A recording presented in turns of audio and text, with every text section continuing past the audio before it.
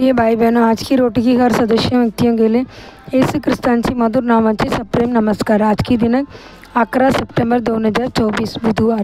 काल करणारा देवदूत। आणि देवाने लाडचा आवाज ऐकला।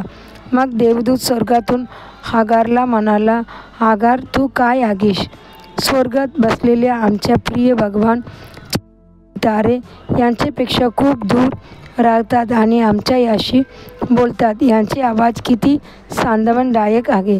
पित्याने दयाळूपणे स्वर्गातून आम्हाला बोलतो। तो आपल्याला आई प्रेमानेच करतो। च्या मुले देव काळजी त्यांचे आवाजात आणि त्यांचे पालन करा। जग विविध परले आगे ध्वनी, पक्ष्यांचे आवाज, प्राण्यांचे ध्वनी आणि मनुष्याची आवाजाचे आवाज।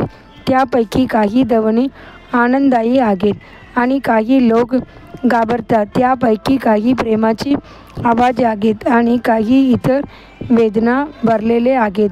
हजारो अशा ध्वनी दरम्यान आपले कान आपल्या आत्म्याचे प्रेमी ऐकण्यासाठी खुले आणि सावध असले पाहिजे। स्वर्गातून प्रभूचे आवाज ऐकणारा पहिले माणूस हागार होता। अब्रामच्या ती फक्त एक सामान्य दासी मुलगी असली तरी सुद्धा प्रभूवर किती प्रेम आहे हे आपण शास्त्रवचनातून पाहू शकलो। कारण तिने अब्रामचे वचन तिच्यावर ठेवले होते। जेव्हा हागार गर्भवती झाल्यानंतर ती वाळवंटात पळून गेली। कारण ती वाळवंटात पळून गेली, तिचा मालक शियो तिच्याशी कठोरपणे वागला। मग परमेश्वराची दूत तिला म्हणाला, आपल्या मालकाकडे परत जा आणि स्वतः उत्पत्ती 16 वचन। परमेश्वरानेही सुखी केलेल लगाई रोई म्हणतात। शास्त्रवचनात असे म्हटले आहे की तिने देवाचे नाव तिच्याबरोबर जो पावतो बोललो आहे।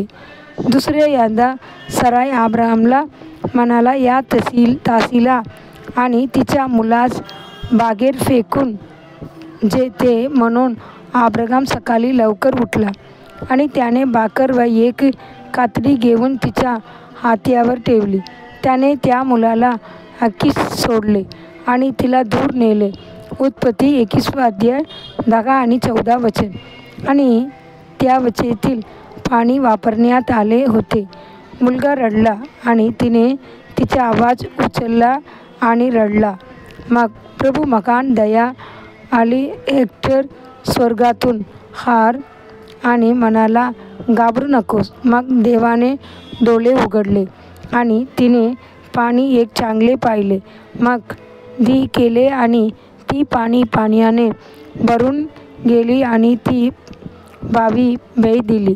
देवाचे मुले जेव्हा आपल्या जवळचे होतेच्या त्रास ऐकू नका। स्वर्गात देव लक्षपूर्वक ऐकेल।